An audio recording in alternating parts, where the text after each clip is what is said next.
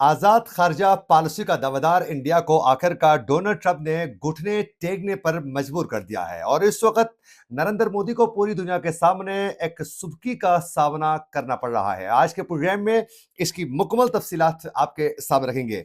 सिर्फ यही नहीं बल्कि डोनाल्ड ट्रंप ने इस वक्त यूक्रेन को रूसी प्रेसिडेंट व्लादिमीर पुतिन की गोद में डाल दिया है। 28 नुकात पर मुश्तमिल एक यूक्रेन और रूस अमन माहिदा पेश किया है। उसे जानकर समझकर 28 नुकात को आप हैरान और परेशान हो जाएंगे कि कैसे यूक्रेन को आखिरकार वो रूस का हिस्सा जो है बना चुके हैं। कैसे अपनी पावर और घमंड का जो है इस वक्त अमेरिका बड़े तेजी के साथ उसका इस्तेमाल करते हुए दुनिया में अमन कायम करने के नाम पर जो है कैसे इंसाफ को डोनाल्ड ट्रंप रोंद रहा है। आप जानकर हैरान परेशान हो जाएंगे। आज के प्रोग्राम में इसकी भी मुकम्मल तफसीलात आपके सामने रखेंगे। आज तारीख है 22 नवंबर 2025 और मैं हूं आपका मेजबान आकिल हुसैन बाकरी। हमारे चैनल को जरूर सब्सक्राइब करें और बेल आइकन क्लिक करके कमेंट सेक्शन में अपनी राय का इजहार लाजमी करें, क्योंकि आप लोगों की जो फीडबैक है वही नाजरीन हमारी असल ताकत है। नाजरीन, आप लोगों को मालूम है कि इंडिया हमेशा ये दावा करता हुआ आ रहा था कि इंडिया की खारजा पॉलिसी जो है वो आजाद है। किसी सूरत जो है इंडिया अपनी खारजा पॉलिसी पर जो है वो कंप्रोमाइज नहीं करता है।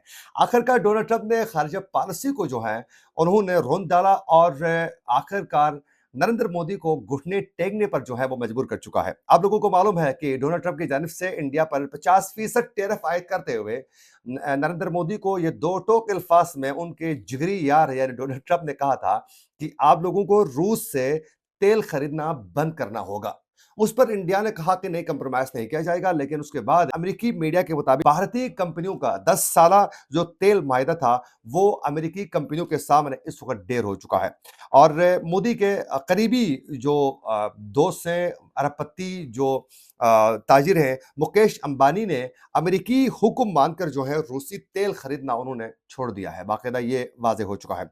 और अमेरिकी अखबार के मुताबिक रूसी तेल की खरीदारी रखने वाले रिलायंस को मशरिक वस्ता और मुमकिन तौर पर अमेरिका से अब महंगा तेल खरीदना होगा। जो रूस से सस्ते दामों वो तेल खरीदते थे, जिस पर इंडिया कंप्रोमाइज नहीं कर सकता था, लेकिन अब घुटने टेकने के बाद जो है वो अमेरिका और मशरिक वस्ता से महंगे दामों तेल खरीदने पर जो है अब इंडिया मजबूर हो चुका है। और अमेरिकी अखबार की रिपोर्ट में कहा गया है ये भी कि भारत बरसों जो है रूसी तेल से अरबों डॉलर जो है वो कमाता रहा है। और ट्रंप के 50% के टैरिफ के मामले पर जो है मोदी सरकार को अब रूसी तेल न खरीदने का बाकायदा उनकी जानिब से फैसला हो चुका है। तो यूं अब इंडिया का अरबों डॉलर का नुकसान होगा, क्योंकि महंगे दामों पर तेल खरीदना पड़ेगा। तो ये आज से डोनाल्ड ट्रंप ने उनकी खारजा पॉलिसी को जो है उड़ा के रख दिया, यानी उनके खारजा पॉलिसी के परखचे उड़ा दिए हैं नाजरीन।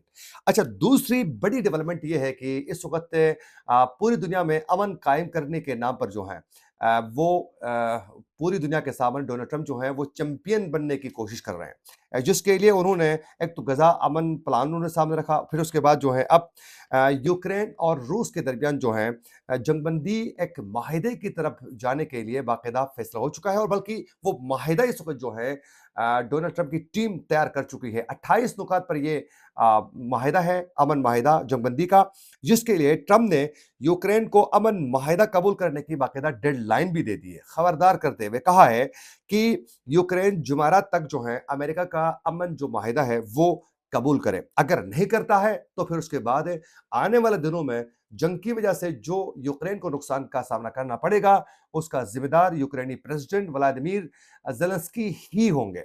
अब उसके बाद जो है व्लादिमीर ज़ेलेंस्की के खदशात बहुत ज़्यादा मौजूद हैं इसको लेकर। वो क्यों हैं वो आगे जाकर जब हम पूरे नुकात जो है वो आपके सामने रखेंगे, वो पॉइंट्स, तो फिर आप समझ जाएंगे। अच्छा, इस दौरान जो है रूसी प्रेसिडेंट ने इस माहिदे को यानी अमन माहिदे को डोनाल्ड ट्रंप के इस पर उन्होंने ताउन करने की यकीन दहानी भी करवाई है। और ये कहते हुए व्लादिमीर पुतिन ने व्लादिमीर ज़ेलेंस्की को ये धमकी भी दे दी है कि अगर इस माहिदे पर आप लोग एक्सेप्ट नहीं करेंगे और अगर माहिदा मुस्तरद करते हैं तो फिर उन्होंने कहा कि यूक्रेन के मजीद इलाकों पर जो है वो हम कब्जा करने वाले हैं।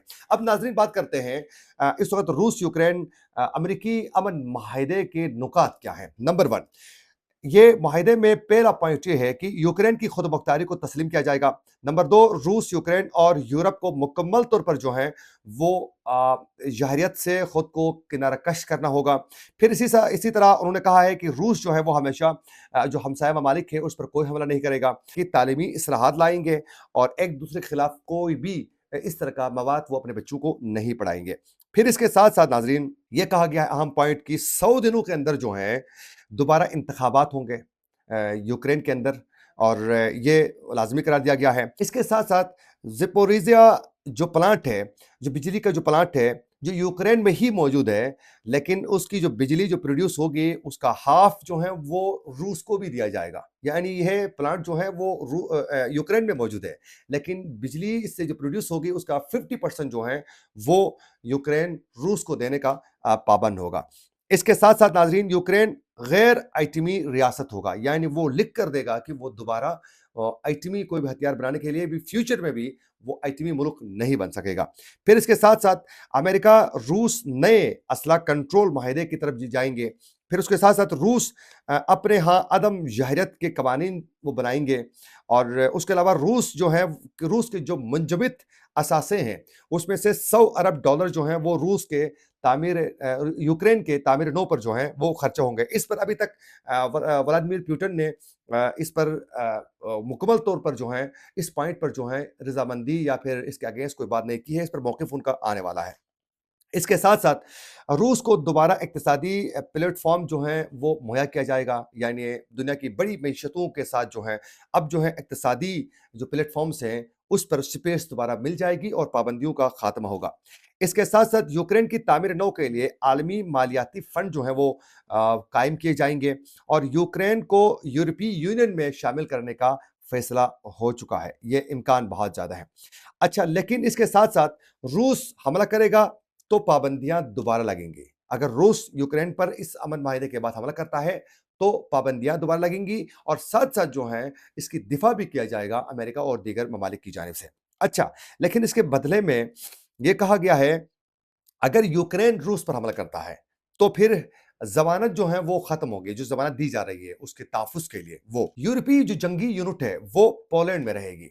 अच्छा, उसके अलावा नेटो की मुस्तकिल फ़ौजें जो हैं, वो यूक्रेन में नहीं होंगी अब। ये भी फैसला हो चुका है। उससे भी बढ़कर अहम फैसला ये हो चुका है कि यूक्रेन आईनी तौर पर ऐलान करेगा कि वो नेटो का हिस्सा नहीं होगा। मतलब नेटो में शामिल नहीं होगा। ये बाकायदा यूक्रेन को अपने आईन में लिखना होगा कि वो कभी भी जो है नेटो का हिस्सा नहीं बनेगा। इसके साथ-साथ यूक्रेन की फ़ौज 6 लाख तक महदूद किया जाएगा।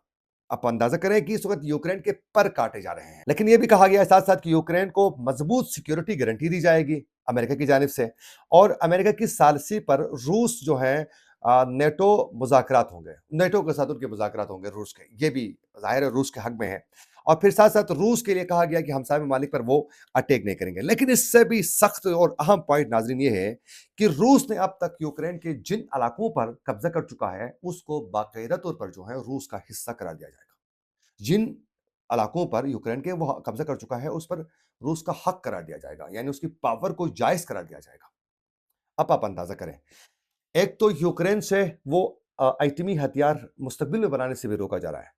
नंबर 2 ये कहा जा रहा है कि वो कभी भी नेटो का हिस्सा न बनने का आईनी तौर पर जो है वो लिख के देंगे। फिर इसके साथ फ़ौजें महदूद करेंगे। इलाके जो खो चुके हैं वो कभी नहीं मिलेंगे। तो फिर यूक्रेन को मिल क्या रहा है? ये जो सिक्योरिटी और ये जो ग्रांट शार्ट मिल रहा है उनको कि भाई आपकी तामीर-ए-नौ के लिए हम काम करेंगे। फिर उसके बाद कैदियों के तबादले पर बात हुई है कि वो तबादले होंगे। इस पर ताउन किया जाएगा दोनों की तरफ से। फिर आम माफ़ी का ऐलान है। इस दौरान जो है किसी ने भी कोई भी जो कुछ किया है उस पर आम माफ़ी का ऐलान होगा और दोबारा जो है एक-दूसरे पर हमला न करने के हवाले से भी बाकायदा पूरे कवानीन बनाए गए हैं। इस हवाले से वो यकीन दहानी करवाएँगे। तो मुख्तसरन नाज़रीन ये जो अमन माहिदा यूक्रेन और रूस के हवाले से डोनाल्ड ट्रंप पेश कर चुके हैं, इसमें तो यूक्रेन के तो पर काट चुका है वो। हालाँकि यूक्रेन अमेरिका का इत्तेहादी है। डोनाल्ड ट्रंप इस वक़्त जो हैं, जो अपने इत्तेहादी हैं, उनको ही सबसे ज़्यादा नुकसान पहुँचा रहा है, जो यकीनन अमेरिका की पॉलिसी के अगेंस्ट ज़रूर है। इस हवाले से यूरोपीय यूनियन की जानिब से भी इस वक़्त जो है दबे अल्फाज में आवाज़ें बुलंद की जा रही हैं। यूरोप इस हवाले से बड़ा मायूस है। अब देखना है कि इस पर यूक्रेन ज़ेलेंस्की कैसे इसको तस्लीम करते हैं। उन्होंने कहा कि ये हमारे लिए तो इश्यू बनेगा, लेकिन उनके ऊपर ये वाला हफ्ता बड़ा ज़्यादा प्रेशर बिल्ड करने वाला है। तो कैसे इसको टैकल करते हैं, ये आने वाले दिनों में पता चलेगा। ये थी कुछ अपडेट्स जो हम आप तक पहुँचाना चाह रहे थे। इसी के साथ अपने मेज़बान आकिल हुसैन बाकरी को दीजिए इजाज़त। अल्लाह ने के